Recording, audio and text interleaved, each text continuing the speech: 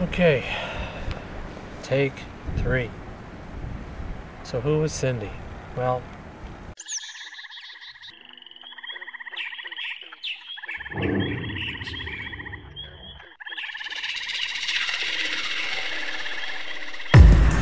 The sand of time runs through my hair.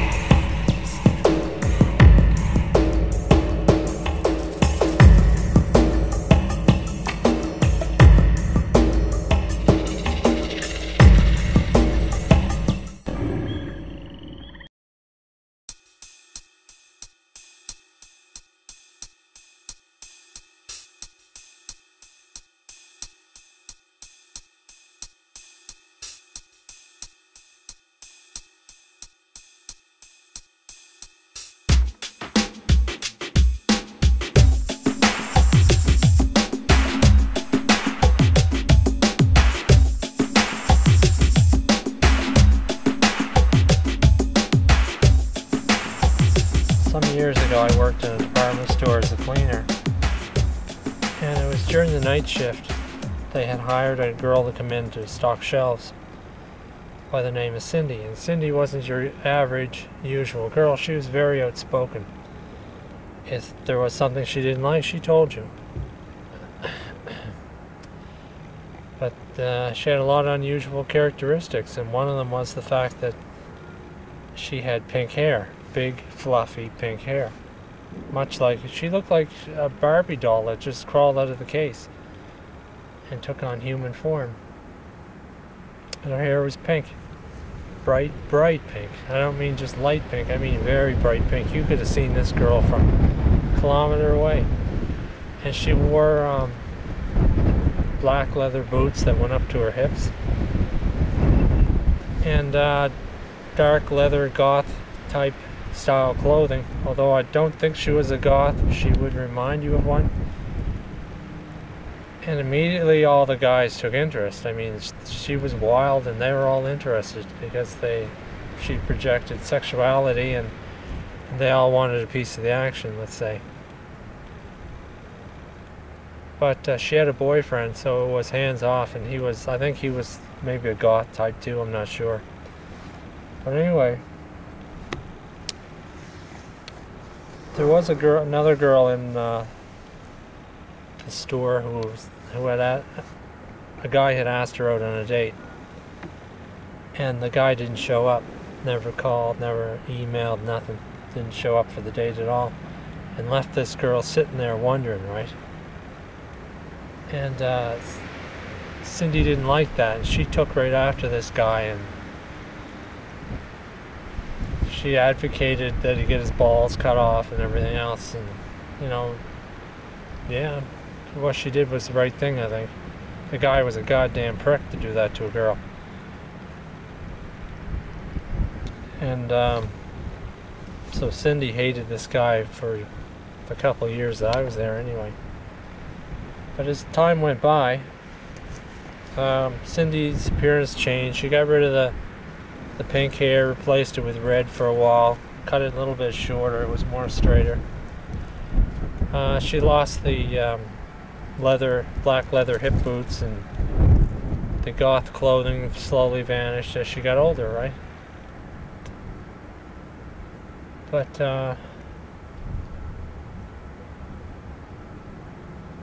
I thought she was an awesome girl because she spoke her mind. She wasn't afraid to say what was what, or to tell a guy off. And anything a guy could do, she could do as well. She smoked. That was a major turn off for me. I can't stand cigarettes. And on the weekends she'd smoke dope, and etc. I mean, it was okay for her. It was her business, right? But I think the worst trait for me was the fact that she kept getting tattoos, one after the other, and they eventually just covered her body. I mean, you may like tattoos, right? But at a distance, it looks like skin disease, maybe cancer, maybe leprosy. On a woman, I mean, it's all right on a guy, but on a woman, it just doesn't look nice at a distance. But I mean, if it's your artwork, I mean, you want to display it that way, that's fine. You know, it's your own business. But for me, I find tattoos to be a turn-off. And she just got them everywhere, on her neck, on her back, on her hands, back of her hands, on her legs. So anyway, as time went by, she broke off with her boyfriend. I mean, they remained friends. She talked to him now and then. And one day I was sweeping through the baby department where she was working, and I had just said that I decided to tell her what I thought, and I just said, you know, you're your own woman. You're nobody else. You're not a clone. You're not a you know, you're a real person. That's what I like about you. And then I kept on my way, swept into the next apartment, because I never talked to her much at all. I was actually kind of intimidated by her toughness. And apparently, I was the only guy that never hit on her, that wasn't married. And she took an instant liking to me. And she would be very friendly, very kind, always smile, and I'd smile back. And she wanted to become my girlfriend.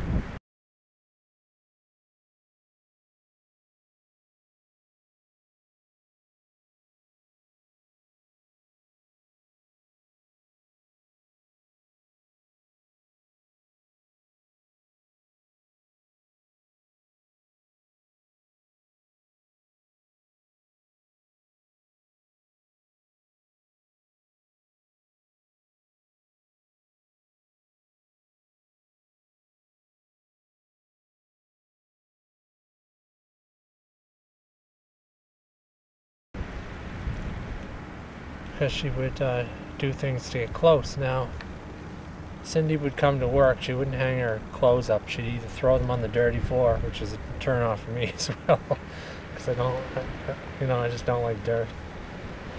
Or she would just throw them over the chain link fence that protected the cleaning machines. And so one day I had to throw my clothes over the chain link fence because somebody was going through my pockets at night. It was security. You know, I wasn't about to allow them to do that again. So I would throw my jacket over the fence as well. You know, another guy did it as well. But one day I threw it over a little bit too quick, and it landed partly on her clothes. And man, was she ever happy. It was like I'd given her a sign or something. She was really happy that day.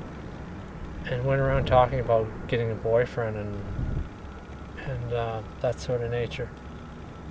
And I think she took that as a signal from me that I was interested in making her my girlfriend.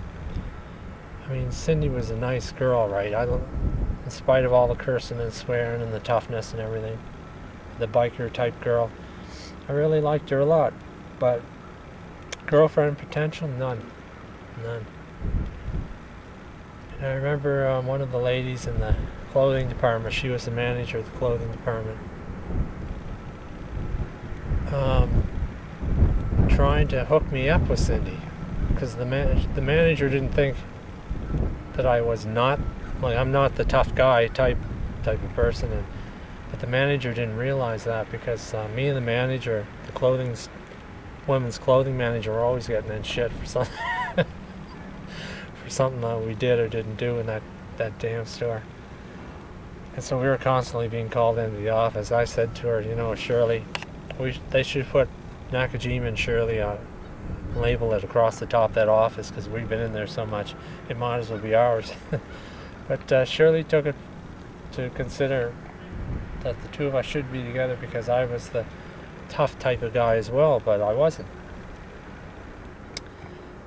And so Shirley one day said, well, to Cindy, you two might as well go to a party together, or hang out at the Christmas party. And Nakajima seems like a quiet guy around here, she said, but I think he knows how to hold up a party, and the party would come to life if he walked in the room, which is absolutely false. And remember Cindy saying, "Yeah, that's what I think. He's the wild type of guy, but you can't tell in the store." I appreciated Cindy's attention very much, and she was an awesome girl, but just way too wild, man. Just way too wild.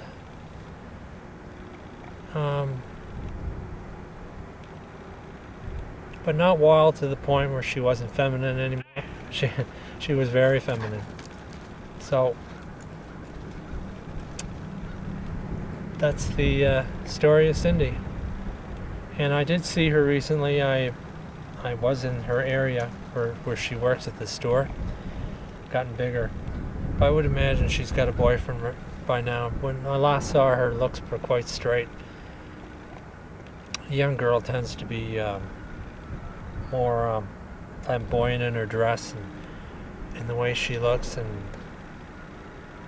you know, age tends to calm people down or tame down their appearance. So, and that's the end of that Dear Diary episode. I wish Cindy all the best wherever she is and whoever she's with.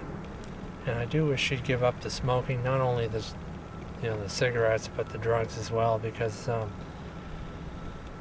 it will give you, marijuana will, it seems like a good thing to take to calm you down and relax you and that, but it will give you lung cancer faster, or breast cancer in case of women, or even brain cancer faster than a cigarette ever will, because one marijuana cigarette is equivalent of smoking 20 plain cigarettes.